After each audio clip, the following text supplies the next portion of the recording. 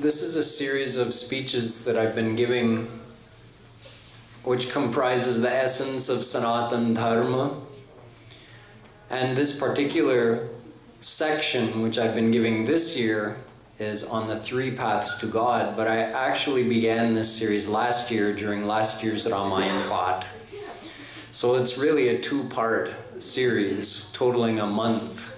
So let me give you a brief review of what I covered last year, because we need to keep that in mind to understand the importance of what I'm telling you this year. So I'll just briefly cover the main points. We started by taking one Vedic mantra. Tameva viditvati mrityumeti nanya pantha vidyate yanaya. It's from Shvetashvatra Upanishad. And it means that only by knowing him can he cross over it. So who's the one who has to be known? Who is the one who has to know him? And what is that which must be crossed over? In fact, in this verse, Veda is referring to the 3 eternal tattva. A tattva is something that exists forever. And there are only 3 such things: God, souls, and Maya. So he who must be known is God. The one who must know him is the individual soul, and that which must be crossed over is Maya. Only by knowing God can a soul cross over Maya. Nanya pantha vidyate yanaya. There is no other way. There is no other way. So it means that we individual souls have to attain God. We also learned that only when we're given a human birth do we have even the opportunity to consider that. Even if we're born as celestial gods in Swarg, they don't have a chance to perform actual karma, so they don't have a chance to progress spiritually or do bhakti or even try to attain God. So only when we're born as human do we get a chance to try to follow the path to God.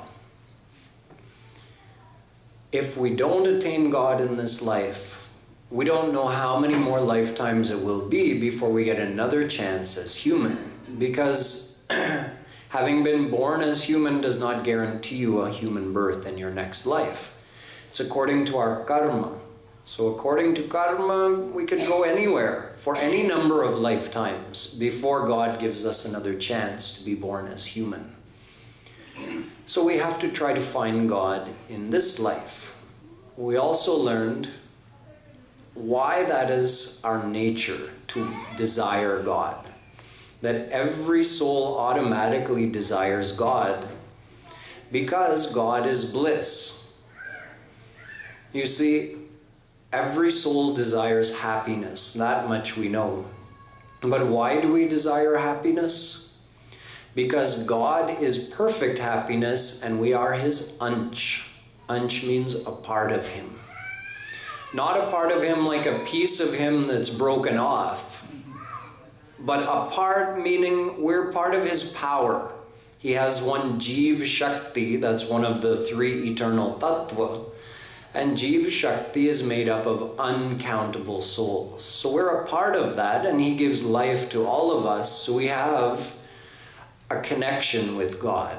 And since he's perfect happiness, we automatically desire such happiness. Not any kind of happiness, mind you. That kind of happiness, which is personified happiness, divine happiness, God, which is unlimited in amount and lasts forever. Only such happiness could make a soul happy forever. Someone could also say that we desire to avoid unhappiness, we desire to be free from suffering, but that's included in attaining happiness. It's true that if someone is freed from Maya, then they're free from all suffering. But you don't have to make liberation from Maya your goal. Make attaining God your goal and you're automatically free from Maya. You'll get unlimited bliss and you'll automatically be free from all suffering. So this is the ultimate goal of every soul. So every soul is automatically, naturally desiring God from their soul, even if their mind is confused and thinks that they don't desire God, yet their soul only wants God. And that is evidenced by the fact that everybody desires happiness, and happiness is just another name for God. So we need to know God. But then after that, we went into the scriptures, and I explained to you that the same scriptures that tell us we need to know God tell us that God cannot be known. So we inquired as to why. And we learned that God cannot be known by someone with a material intellect because God is divine. So our mind, our intellect, our senses, they're all material, so we can only perceive material things. We can only understand material things, and that too only to a certain level of subtlety. We can't understand everything about this world. Then how could we think we could understand everything about the maker of this world? We, as scientists, haven't even figured out how to make, if someone's hair goes gray, I mean, other than dyeing it artificially, but could a scientist make someone's hair regain its color without dyeing it? Just start growing as its natural color again? No one can do that. So imagine we haven't even been able to understand one single hair. How are we going to understand the one who's behind all of this amazing creation? So God cannot be known no matter how intelligent someone is, no matter how much logic they apply. God is beyond our intellect. However, we did learn that that's okay. We can still know God through God's grace. Those who receive God's grace can know God because God makes himself known to them. And that grace is received through surrender. So grace is not a random thing. Receiving the grace of God is dependent on our own surrender.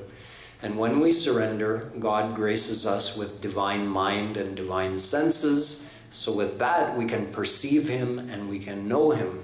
And then we attain perfect divine bliss and freedom from suffering. However, in order to become surrendered, we have to think about, what does that mean? Surrender is from the mind. It's the mind that has to be surrendered. However, our mind is already surrendered to the world. So what does that form of surrender look like? It means that we have full faith of finding happiness from this world. That is the form of surrender, the practical form of surrender. So we're already surrendered to the world because we have full faith, 100% faith of finding happiness from this world. Yet we keep failing. I don't mean the temporary, fleeting happiness that we experience every day. That's just fleeting pleasure. It's not real happiness. Real happiness should last forever and make you perfectly satisfied. So even though we do have faith of finding that kind of happiness from the world, yet we've never done it. And the scriptures tell us that that kind of happiness is only in God. But we don't have 100% faith in that fact, which is why we're not 100% surrendered to God. So how to make this transition? Gradually. And as part of that, I explained to you in detail the nature of the world. That the world gives the attraction. It attracts our mind and it gives a promise of happiness, but it never fully delivers. So if we are able to understand and accept this fact that the happiness of the world is an illusion. The world is not an illusion, it's real. But the happiness that we hope to find in the world is a mirage. It's just out of our reach. Every time we reach a goal, happiness seems to have moved a little farther ahead of that goal that we reached. So then we set our sights a little further ahead. And we say, maybe if I get this, I'll find true happiness. But it never materializes. It's a mirage that we keep running after but never catching. So if we understand the true nature of worldly happiness, then we can start to take our faith from there and put it in God where it's meant to be. If anyone has 100% faith in God, they get happiness immediately. We have 100% faith in the world, yet we've never found that happiness. So just understanding this one point can start the process of transferring our surrender from the world towards God. So as part of that process, I explained that it's important to have the guidance of a true saint. So I defined for you what a saint is. That a saint is someone who has already attained God. And such a saint can guide other souls to find God. Along that same line, I explained how to recognize a saint, how the saint actually helps the souls both externally and internally by gracing them with more affinity for God and helping them transfer their attachment from the world to God. And then after that, we came to the actual path to God, because a true saint has to show us the path. So I told you that although I am not a God-realized saint, all of the information that I'm sharing with you in this series, I learned from a God-realized saint, and I'm doing my best to pass that on to you. So at this point, we need to understand the actual path to God. The path to God involves following some process that helps us transfer our attachment from the world to God. So we learned that there are three paths to God: Karma, Gyan, and Bhakti. Just like there are three major sections of the Vedas, there are three eternal paths to God: the path of action, the path of knowledge, and the path of devotion. So first we looked at the path of karma, and I explained to you that karma means good action. And although good action is good, good action does not result in God realization, because surrender to God results in God realization. 100% surrender. So good action on its own is rewarded by having a good destiny in the next life, or even getting to go to Swarg temporarily. But it keeps you under Maya, within this field of Maya, taking birth after birth, birth after death, after birth after death, in this field of limited happiness. So we don't attain perfect happiness nor freedom from Maya just by following the path of karma. But if that karmi surrenders his mind to God, then he is called a karma yogi. And a karma yogi attains God, not because of his karma, but because of his surrender. So in other words, he added bhakti, he added surrender.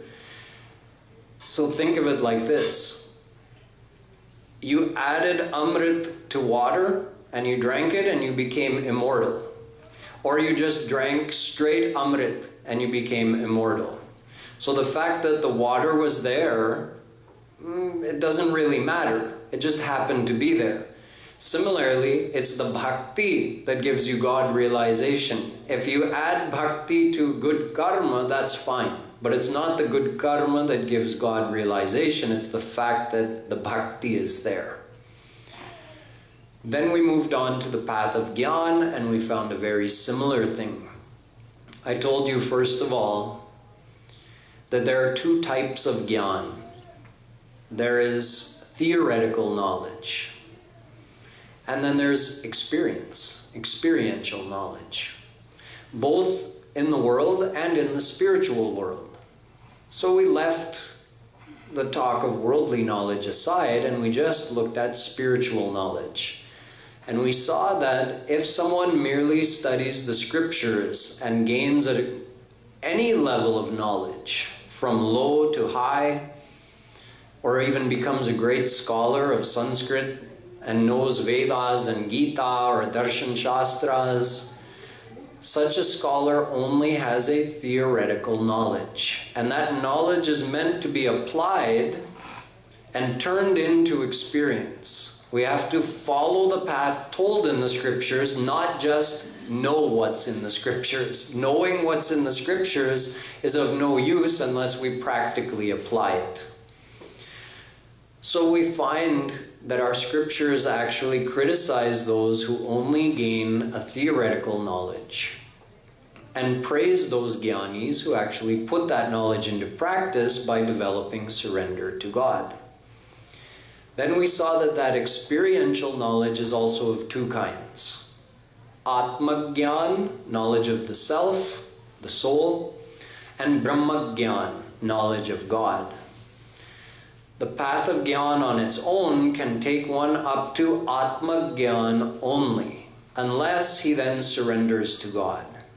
So the Gyani who adds Bhakti, meaning surrender to God, becomes a Gyan Yogi. Then he can be liberated from Maya. But comparing the path of Gyan to the path of Bhakti, we saw that the path of Gyan has a very difficult qualification. You have to be very highly evolved spiritually just to qualify. You have to have total control over your mind. Even if one does qualify for the path of Gyan, he has to walk that path without the protection of God's grace, because he is surrendering to formless God, and formless God does not grace, because formless God does not do anything.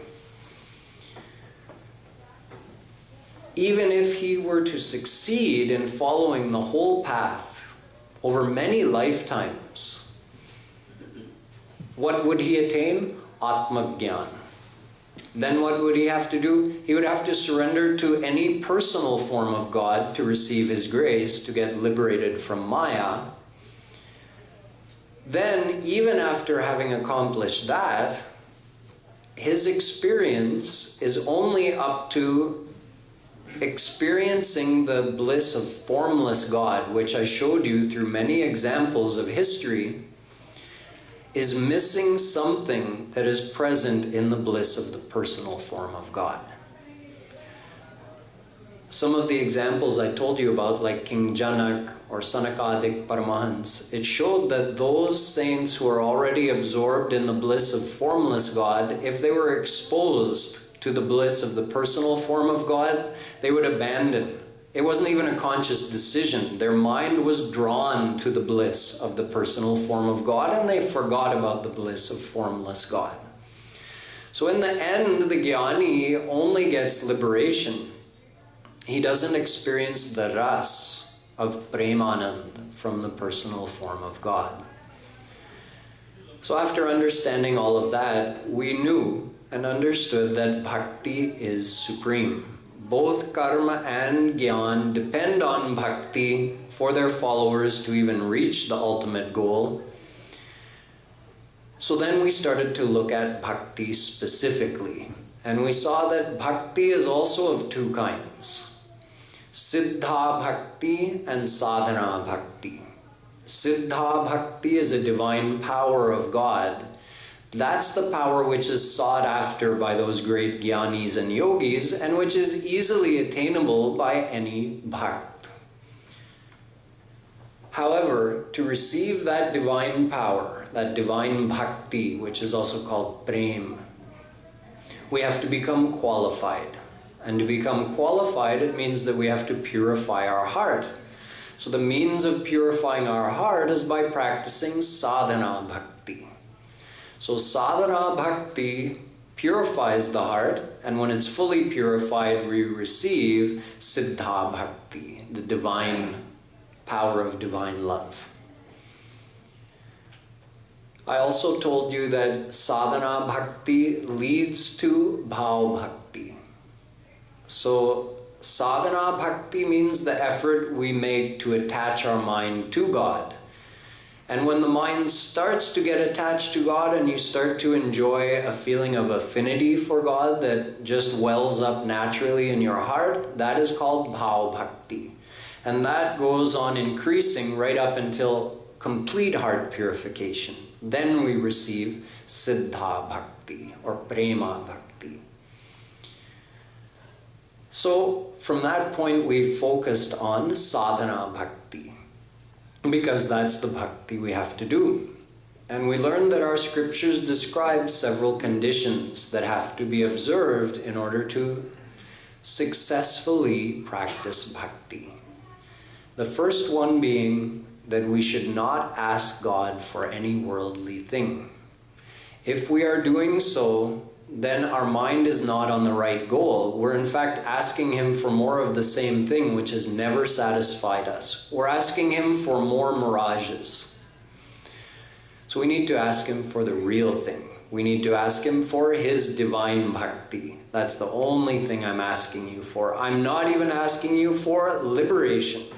Because if I attain liberation, see what happens, those Gyanis who attain formless God, they get liberated. They remain in their body for the rest of whatever they were destined to live. Let's say they became liberated at age 40, but they were destined to live to age 60. So they stay on this earth for another 20 years. And during that 20 years, they enjoy the bliss of formless God. We call Brahmanand, which is unlimited. But they are only enjoying that based on the fact that they still have a mind.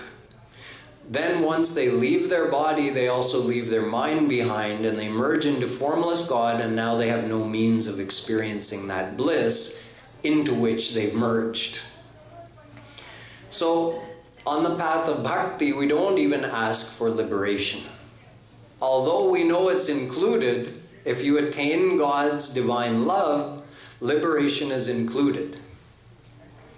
However, we don't ask for it, because if we ask for it, that is all we will get. So the first condition is not to ask God for not even any worldly thing, but not even liberation. The second condition was that we should love God without any kind of condition attached. Meaning we should love Him selflessly.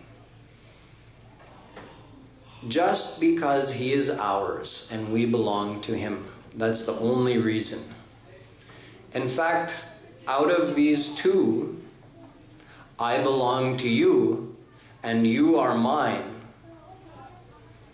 Even there's a distinction made between the two. See, both are a form of relationship.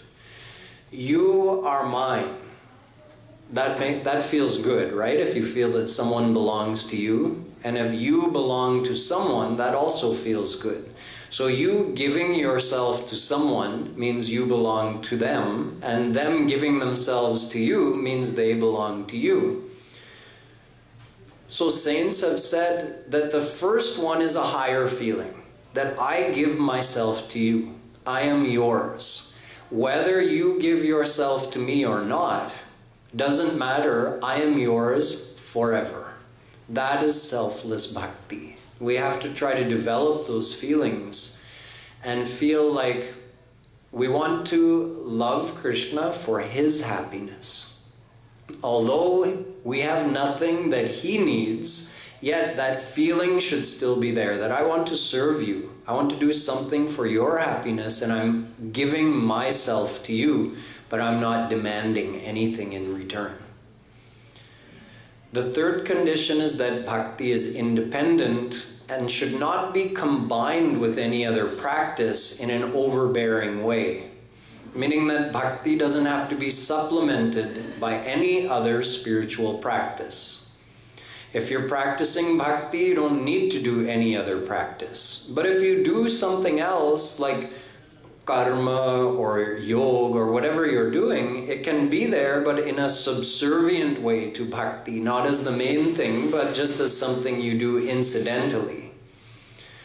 For instance, you may do yoga for good health, or you may do good karma in order to carry out your physical duties, but you know that that is not the path to God. It's something that you do incidentally since you have a physical body, so you have to do some actions like that in the world as well. Now, the fourth condition we came to yesterday, that we should not try to worship God as supreme God. So I explained that this is actually important because we want to try to develop a relationship with God. That's part of Bhakti, is feeling affinity. Like if, we see the kids playing around the mandir here, little kids. So everybody admires those kids and says, oh, they look so cute, so charming, so innocent, so beautiful at that age. So many people are admiring those kids. But the one to whom they belong, the mother or father, when they look at that child, there's something more, right? We admire kind of like, oh yes, it's nice, but they feel a real connection, like this child is mine. That's affinity that comes because of a knowledge of a relationship. So we want to have that affinity for God. However, if we think of him as God, we can't have that affinity, because then we think, well, he's God and I'm just a soul. How could I have a relationship with him? So saints tell us that we should adopt one of 4 bhav, although there are 5, but we leave shant bhav aside. Yesterday I explained to you that out of shant, dasya, sakhya, vatsalya, and madhurya, shant bhav is the most distant feeling of relationship. It's the feeling that God is the king and we are subjects. So we didn't spend much time on that. We said we want to be closer than that. So we went straight to dasya bhav. Dasya bhav means thinking that I am his servant and he is my loving master. So you have quite a close relationship when you're someone's servant. Not, and in this case, it's not like an enforced servitude or the way where you serve someone because you want to get paid, like we do when we work for others in the world. This is just like a servitude out of love, because you want to serve him and please him. So this is dasya bhav. And although it leads to great closeness, yet there are also many restrictions associated with dasya bhav, because a servant does have to observe quite a few formalities with his master. So I explained that there's another one that brings you closer. If you God, see, this is about our own feelings. When you do bhakti, you remember that it's all about what's going on inside. So that's why we don't ask him for anything. We just want to develop the feeling of relationship. So one is the feeling that I am your servant. So I'm not thinking of you as God, even though I know you're God. I'm thinking of you as my master and I'm your servant. But the next closer relationship is thinking of him as a friend. And this is quite a bit closer if you think about it. 2 friends think of each other as equals, and they have very little formality. And I gave you some examples of how intimate Krishna's relationship was with his Gwal-Bal friends. Yet, there's still some formality that remains even between friends. If 2 friends are talking, and the mother comes in the room and says to her son, that I have something important to talk to you about. Then he may indicate to his friend that, this is a family matter. You need to go outside so that I can talk to my mother. There are some things in the family that you don't even share with a friend. So the relationship between mother and child, or father and child, is even closer than friend to friend. And we have the ability and the permission from God himself that we can adopt that relationship with him. I explained to you that The reason Krishna comes on this earth planet is actually to reveal such leelas, to give us an idea how we could relate to him. I told you that the Dasya Bhav and Sakhya Bhav saints that you know about from Ram's leelas and Krishna's leelas, those are not ordinary souls like you and I. They are saints, but we can aspire to attain their position. See, those saints come with God when he comes on the earth planet. So all of Krishna's Sakhas, Mother Yashoda, Nanda Baba, the Gopis, all of them were descended saints. They exist and live with God permanently in the divine world, and they come with him on this world, or they come before him, and then he comes. It's all pre-planned. So why do they do that when the same leelas could be happening in the divine world, and they could be enjoying the ras of those leelas over there? They don't have to come here to perform those leelas. All those leelas are happening eternally. Any saint can see and experience any leela at any time. He just has to think and he's in it. The leela is happening. How do you think Surdas Ji described all those leelas of Krishna? He just closed his eyes and he sang what he was seeing right in front of him. How do you think Valmiki wrote the Ramayana before Ram's avatar? Because those leelas of Ram are eternal. He just saw them happening and he wrote the Ramayana. But those saints come here with Ram and with Krishna to reveal these leelas, so we have some material to do devotion with, and so we get an idea how we can love God. So we know, otherwise Sakhya Bhav is just a word to us. But now we have leelas, like some of the ones I described yesterday. Oh, if I'm Krishna's Sakha, I could think of being with him like this. So in Vatsalya Bhav also, we have many leelas that show us the greatness. And by greatness, I mean by how close it brings you to Krishna if you adopt this Vatsalya Bhav. Take an example.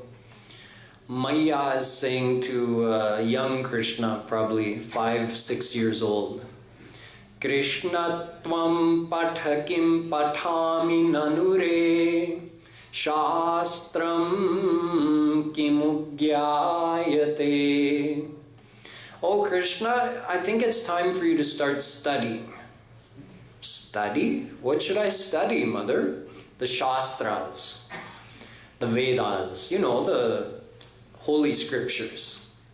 Krishna says, why should I study them? Who do I have to know by, or what do I have to know by studying that? Oh, you can know about God. Who is she talking to? Remember what I told you, that the prem, that power of bhakti makes God forget he's God and makes the soul forget he's a soul. So mother has no consciousness. Although you can say she's a saint, so does she not know Krishna as God? Yes, she knows Krishna as God. But in the same way, like I gave you that example yesterday, the mother of a Supreme Court judge does not think of him as a judge. He's my son. That's all she knows. That's how she can still scold him. The rest of the world trembles before him and she's scolding him. So similarly, Mother Yashoda has no consciousness of Krishna being God because her mind is drowned in that loving relationship, that he is my son. That's it. And Krishna is also drowned in that same prem ras. So he is not pretending. He's lost consciousness of the fact he's God. And since this soul, this saint, is loving him as her own child, it's Krishna's law that he will love you the same way in return. So he only knows this much, that I am her son. That's it. So she's telling him, you have to study the scriptures and learn about God. Oh, mother, why should I learn about God? Well, if you learn about God, you'll get detachment from this world, So why do I want to be detached from the world, Mother? Well, if you get detached from the world, then you can get liberation. Liberation? She said, yeah, you can get mukti. Mukti? What, Mother, I don't know what this mukti is, but it doesn't sound very interesting to me. You know, I just like to eat curd and sometimes break the gopis' pots, and that's what I like. I'm not interested in this liberation, this mukti. So you see the innocence. There's a sweetness in such leelas, which you compare that to Supreme God sitting on his asana as Mahavishnu. It's the same Krishna who sits as Mahavishnu, and you can admire from a distance and praise him. Sahasra Shirkha Purukha Ityadi. We sing stuti to him, right? So you could do that and admire him from a distance. But where's the sweetness? That sweetness is restricted to the extent the devotee is conscious of the fact he's God and Krishna is conscious of the fact he's God. And to the extent that is overwhelmed or drowned in that prema bhakti, to the same extent the madhurya keeps growing. See, one time Maya was nursing Krishna. He was drinking milk. And she had put some milk also on the stove to boil because she was going to make curd. Now she was sitting and nursing Krishna, and then she heard that the milk was boiling over. So she just quickly jumped up and put Krishna down and went and took the milk off the stove. But Krishna was not happy about being jolted like that. And just like sometimes little children have that, a little streak of anger in them. So Krishna showed that in this Leela. He was feeling angry that Mother I was drinking the milk so happily and she just like that put me down and ran away. He didn't know why she ran away. He picked up a big heavy pestle, the thing you use for crushing spices. He picked that up, and there were several matki holding curd. He picked that up and he just smashed them. And then he went out. He actually went to the neighbor's house. So after smashing that, he goes out, he sneaks into the neighbor's house, and he grabs another pot of curd and he takes it outside, and he sits on this big rock, and all the monkeys come and he's feeding the monkeys out of that pot of butter. So now Mother, she comes back from taking the milk off and she sees all these matkis are smashed, and she knows this is my Kanha who did this, definitely. And now Mother also, you see, in these divine leelas, although there's only prem, there's only divine bliss, yet it manifests sometimes as a divine annoyance, divine anger, divine jealousy. You see in these different leelas, sometimes it happens. It don't attribute material qualities to it though. It's all happening in the field of divine love, in the field of divine leelas. So there's no actual material anger, there's no material jealousy, material annoyance. It's not like that. It's just a manifestation in these leelas, how it plays out. So Mother thought, today I'm not going to let him get away with this. And she started looking for him. Now Krishna was sitting outside on this big rock with he was, happily feeding the monkeys, but he knew Mother was going to be coming for him. So he's looking around carefully, all the directions, and he's handing it out to the monkeys. But Mother was very quick as well, wise. So she came from right behind him. And she was meaning to grab hold of him. And just when she got close, Krishna saw her and he hopped off and started running. And today she said, "You're not getting away from me." So she actually chased him. So little Krishna is scurrying away and Mother Yashoda is following. and she's getting closer and closer, but she's also getting more and more tired. And when Krishna saw that she was getting too tired, then he slowed down enough that she caught him. So she said, "Today, Lala, I don't know what I'm going to do with you. I'm very upset. You smashed you're being so naughty. And most of the time, my motherly feelings overflow, and I don't give you any kind of punishment, but today I cannot let you get away with this." So she brought Krishna and tied him up to the ukal, the big, huge pot they use for pounding the grain. And she tied him up there. So a Paramahans passing by, seeing this situation, imagine what he's thinking. This is a Gyani saint who sees God as formless, or meaning doesn't see God, but just conceives or experiences God as formless. And now he passes by the house of Nanda Baba and he sees his Brahm, his formless God that he couldn't catch in thousands of lifetimes of chasing him through the various branches of the Vedas. He sees his formless Brahm tied to the ukal by one lady. And he exclaimed, "Yashodaya samakapi devata nasti bhutale ulukhale yaya baddham muktido muktimichhati." He says, the giver of liberation, today I saw him begging for his own liberation. Such is the greatness of Prem. There's no other way to understand it. How could Supreme God be tied up by a soul? Naraji came down one time. He thought, oh, Supreme God, Krishna has descended on the earth planet. I want to see what he's up to.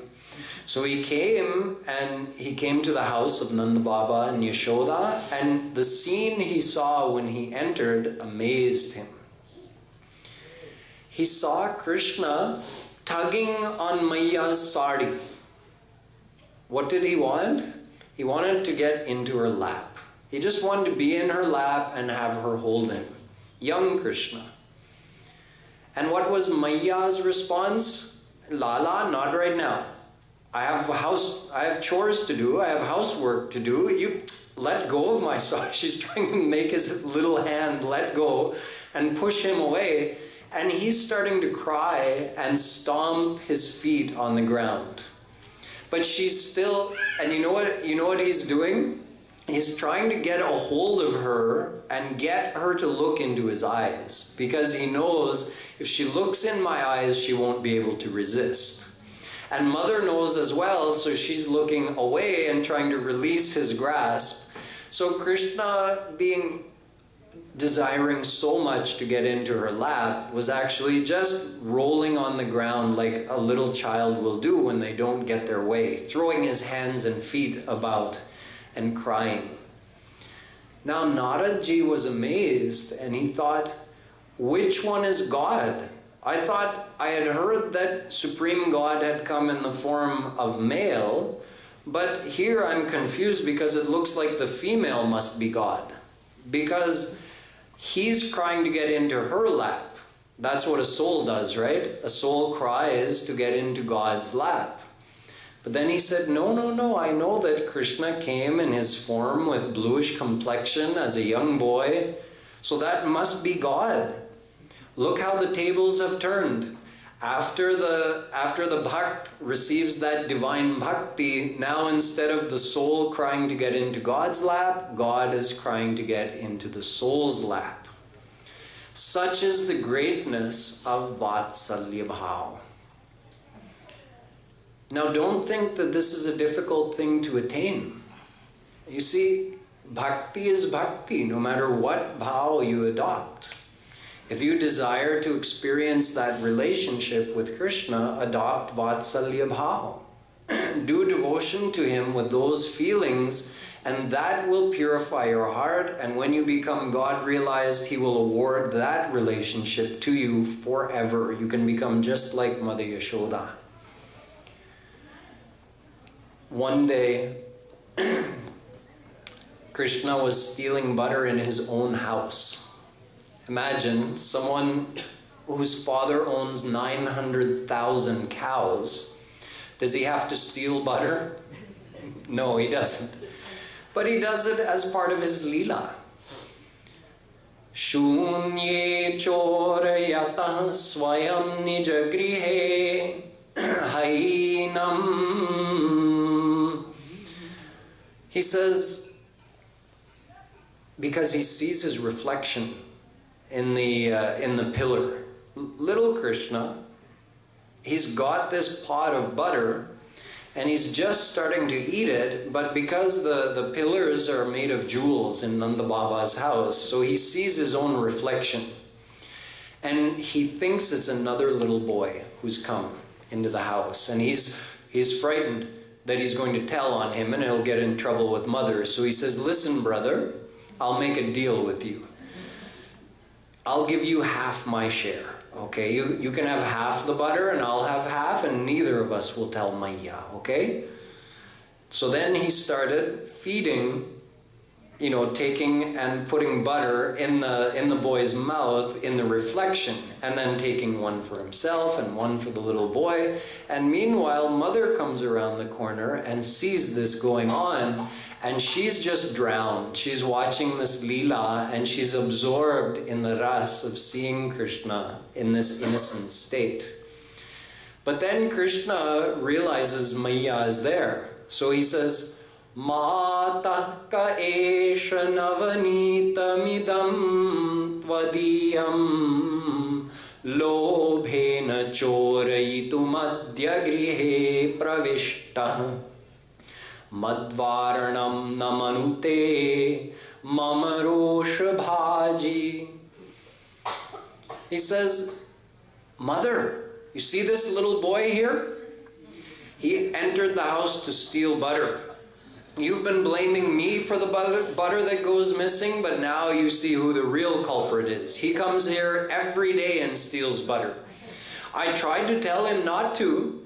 I wave my fist at him. He just waves his fist back to me. He shows me such an attitude. I make an angry face. He shows me an angry face. He doesn't listen to anything I say, Mother. So now you know I'm not the greedy one here. He is. So again, Mother was beside herself. She could only say Balihar on such a sweet, loving Leela of Bal Krishna. Now, even though this relationship, as you can see, affords a lot of closeness with Krishna, yet even between mother and child, there's still some formality, a little bit. But the last bhav, Madhurya bhav, that eliminates all the remaining formality. As I explained to you yesterday, Madhurya bhav includes the feelings of all the other bhav. It includes Dasya bhav. So think of it with a worldly example. Although Madhurya bhav is not the same as a husband and wife relationship, but you can understand it's something like that, that the husband and wife sometimes serve each other. Sometimes they're friends. Sometimes they behave like each other's parents. Like if the wife is, giving roti and the husband says, no, bus. What? You don't eat enough nowadays. Here, have some more. Like a mother would do, right? So, but then they have the Madhurya bhav exceeds all of that. So it includes all of the friendship and serving and feelings of Vatsalya Prem. All of that is included in this Priyatam relationship. But it's not, again, you can't attribute material qualities to it, although I'm using material examples to describe it, and that's the best we can do in the beginning in our meditation as well, is to use that example and apply those feelings to our relationship with Krishna. Yet it's something much beyond that. You see, the best example, the highest example of Madhurya bhav is the gopis of Braj. the gopis actually felt no separation between them and Krishna. It's like sometimes the gopis didn't know, because for them they experienced Krishna everywhere. So they didn't know where Krishna began and where he ended, and where they began, where they were and where Krishna was. It was like a feeling of total oneness and a perfect feeling of selflessness. Tat sukha sukhitvam, Naradji says that those gopis thought only of making Krishna happy. They never thought of their own happiness. When he was asked to describe prem, he said, Yatha braja gopikanam. Says the gopis are the only example. And what was the love of the gopis like for Krishna? He said, there is no example. I'm sorry, I can't explain it to you, because there is no example in this world. Because in the world, there's always some kind of selfishness with our love. See, take one example from the Bhagavatam. Yat te sujat charanam buruham staneshu bhita shanai priyadadhi mahikarkasheshu. The gopis are saying to Krishna, when he disappeared during Maharas and they were looking for him in the jungle, they decided to stop looking and come back. Why? Because they were seeing that, oh, there are so many sharp pebbles and stones and thorns and branches here on the ground in the jungle, and Krishna's walking barefoot through this. No. If we keep following him, he may go deeper and deeper. We have to come back. We can't bear the thought of him.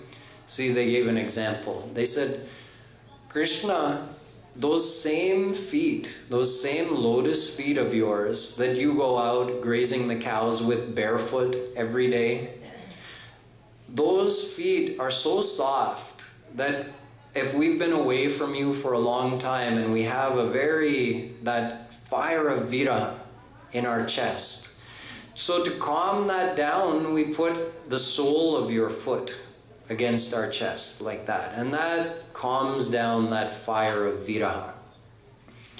But when we do that, we do it very gently, so that nothing should feel uncomfortable to your foot. Now imagine in the world, let's say a child went missing for 3 or 4 days, a young child, and then got found, and that child comes running into the mother's arms. So the mother felt separation from her child, and now upon meeting the child, think of how much happiness she feels. However much pain there was in separation, that much happiness she's going to feel in meeting the child. And when she meets the child, she'll squeeze him. Why? Because she's getting so much happiness out of meeting her child. She might squeeze too hard even. Why? Because she's feeling happy and she wants to feel the child so close. She squeezes and the child squirms and says, Mom, what are you doing? See, she lost sight of her own child's happiness because she was experiencing her happiness. This is just an example of how there's always some kind of selfishness in our own love in the world. But the gopis, do you know what their pain of separation is like from Krishna? It's described in the Bhagavatam that every moment of separation for them was like a yug, meaning hundreds of thousands of years. How is that possible? Well, think about it. The more you love something, the more you love someone, the greater the pain of separation is going to be if you're separated from that person. So how much happiness do the gopis experience in Milan with Krishna? Unlimited. So how much would be their pain of separation? Also unlimited. So just like when you're in pain, time seems to stretch out, doesn't it? It takes longer and longer. And when you're enjoying something, time flies by. So for those gopis, their longing to meet Krishna is so great, that viraha is so strong, that every moment is like hundreds of thousands of years for them. Yet, when they do meet with Krishna, they're still conscious of his happiness first. That I'm putting your charan here, but she's aware of his comfort first. She would never press too hard. Imagine who could maintain consciousness even in such a situation when you've been separated from Krishna and then you get to meet him. We can't imagine. Yet, this is how the prem of those gopis is described in the Bhagavatam.